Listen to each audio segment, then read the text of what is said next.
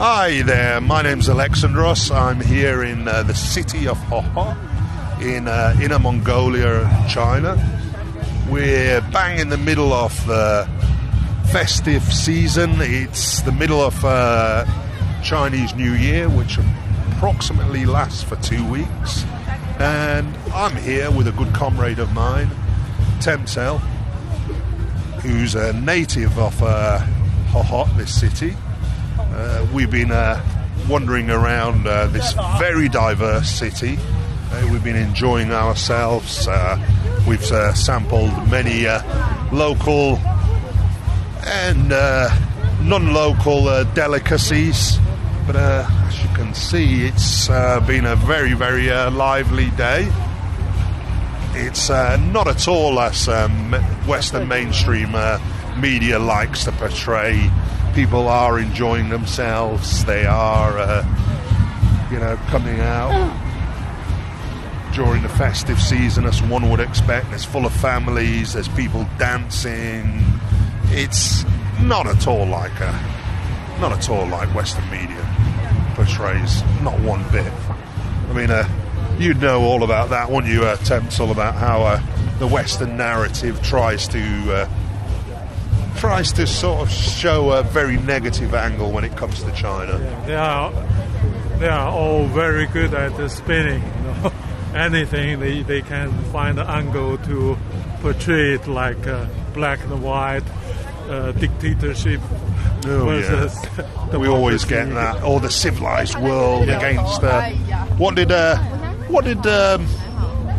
What was it Joseph Borrell said? It was the Guard and the uncivilized people, which just shows you there that there's, when it comes to Western politicians, they've also got a very huge supremacist problem. I would also argue there's cultural racism involved as well. It's kind of amazed me, the arrogance. They think automatically they can speak for other people. They can be the representative of the so-called oppressed people. Yeah.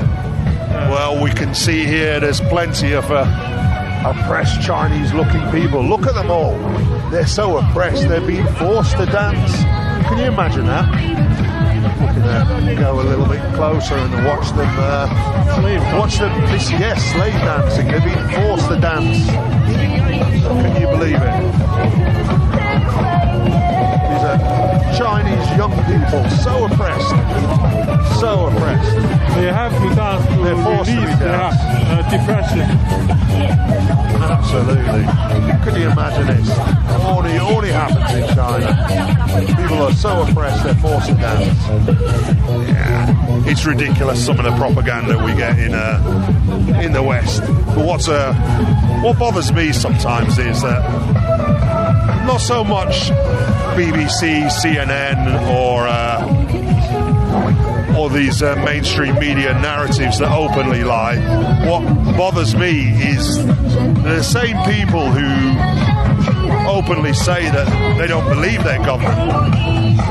They believe their government on foreign policy. It's getting a bit loud here. People are enjoying it, being forced to enjoy themselves a bit too much. You can see more young people being forced to dance. Unbelievable. How about that? Only happens in China, yeah. And This is, I believe, one in English, it's the Golden King. He unified Mongolia during the Ming Dynasty, about the same time as Elizabeth I. So he unified Mongolia, and he had this trade war with Chinese Ming Dynasty. When they have economic blockade, like what the United States and European Union is doing against Russia, and he bring his troops to Beijing. He surrounded Beijing 9 times. So he actually attacked the Ming Dynasty. He attacked China. Yeah, tactically he's a Chinese invader. But he's publicly technically an invader of China, but he's respected so much that they actually built a statue of him. Yeah, he's the founder of Hu Hao. Hu Hao start from him. He recruits Chinese peasants to grow, to develop agriculture, and he's built the city. Now it's the capital of Inner Mongolia. And this is the oldest monastery in Hu Hao, started from Qing Dynasty. At that time, in 17th century, the third emperor of Qing Dynasty, he chased the last Mongolian Han to Hu Hao. Then he started this monastery. Inside there are Mongolian monks, and also there are high-ranking visiting Tibetan monks. They speak in Mongolian, they speak in Tibetan, they chant Tibetan sutra. So let me get this right. So there's Tibetan monks that we're told are being so oppressed that China's oppressing them and they're not allowing them to speak their language, but yet they can travel to other regions of China and help spread their religion. There's a lady that's just approached us. What was she trying to sell us? Sell us photos, taking photographs for us.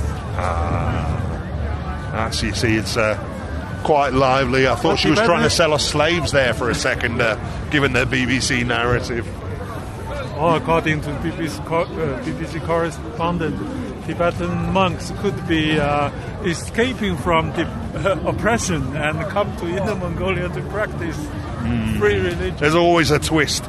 I mean, it's like when they do the grey filters and stuff like that, or when they say at what cost, anything that's positive in China, they can try and manipulate or spin to become something negative. But this is an oppressed frog. There's a frog. He must be very oppressed. Hi there. Yeah. Oppressed frog. Everything is oppressed. You know, all these people looking happy. They must be. It must be fake. They must have been told that you need to go outside, or we're going to imprison you and make you into slaves. This is the dog eater. Yeah. They eat dog. Unbelievable. But today another thing that I've been quite surprised about is like we said, the diversity in Ho Ho. We've seen plenty of mosques. We went past one Belgian Catholic cathedral.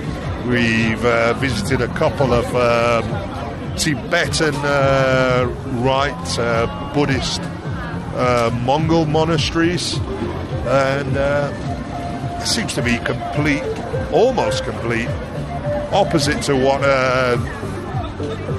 the likes of the BBC say about the freedom of religion in China. I've seen people praying, people prostrating, people going to churches, going to the cathedrals, going to the mosques.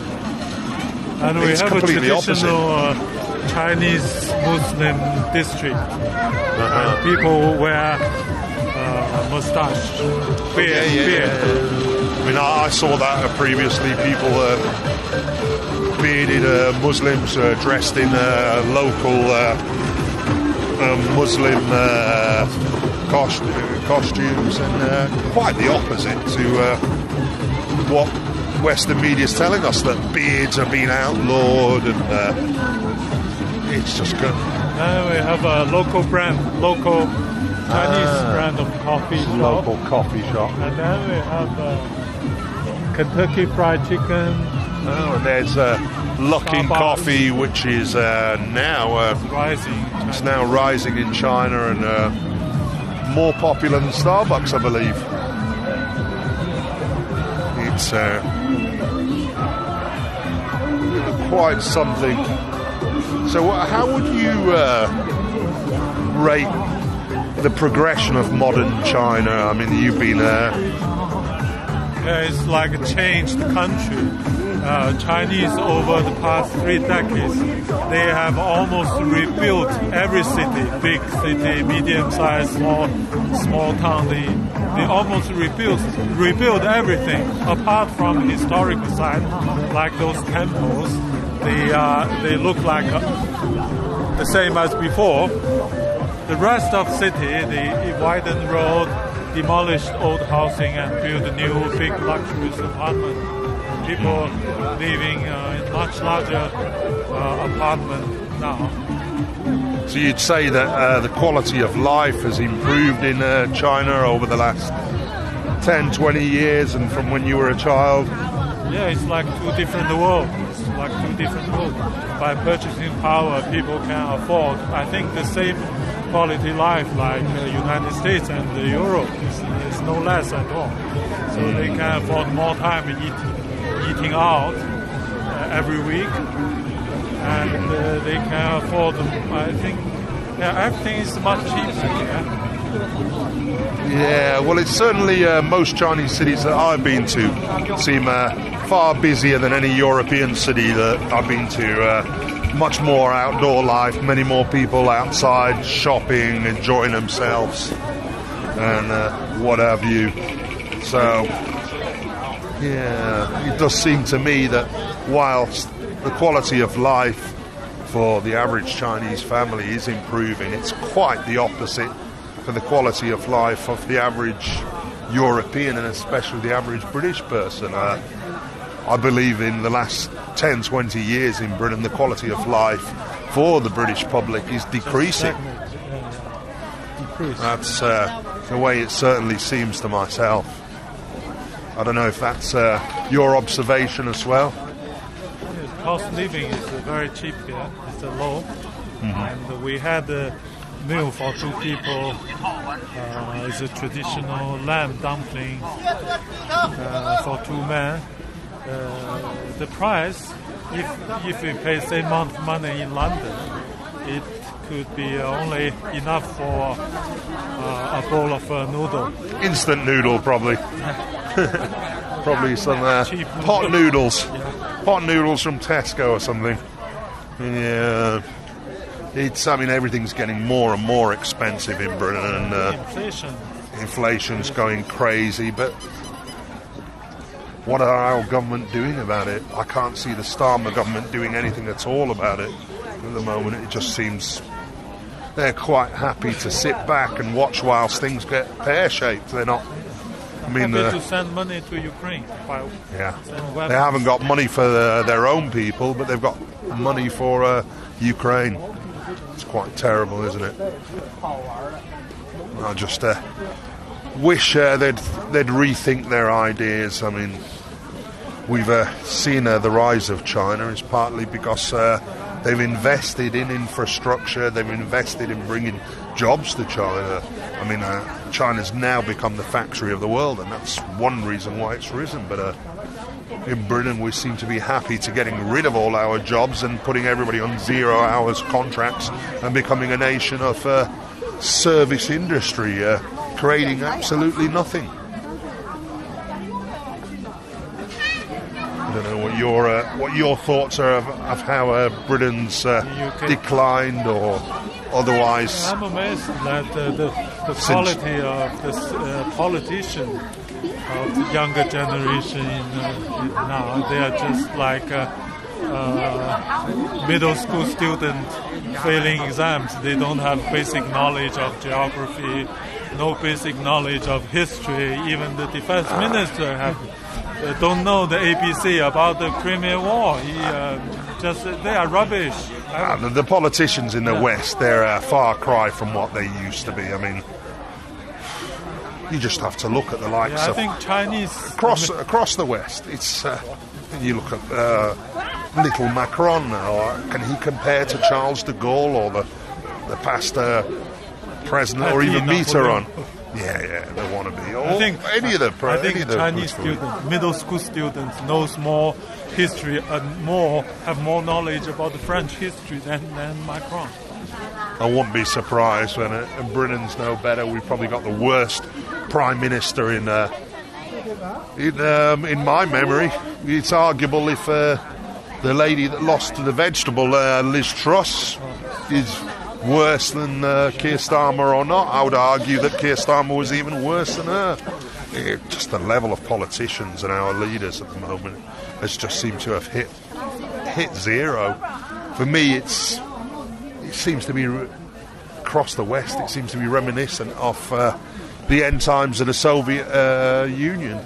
We just seem to be going into crazy meltdown almost, and that's reflected by the level of the politicians that's currently out there. End of the world scenario. Well, end of the Western world, and maybe it's bye West, and welcome to the rise of the East. That's the way it seems like. Seems like all the major infrastructure projects are going across Asia, and Asia's rising. The West better get used to it. That's the way it seems like to me. But yeah. Oh, well, it's been an enjoyable day anyway, and I think we've put to rest any sort of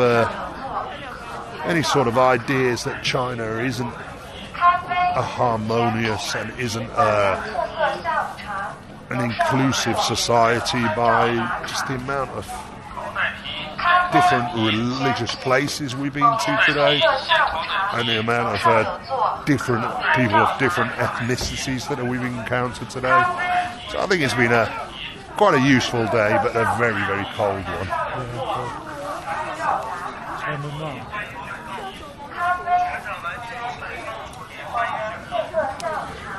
So anyway, it's bye from me, and bye from us. See you next time.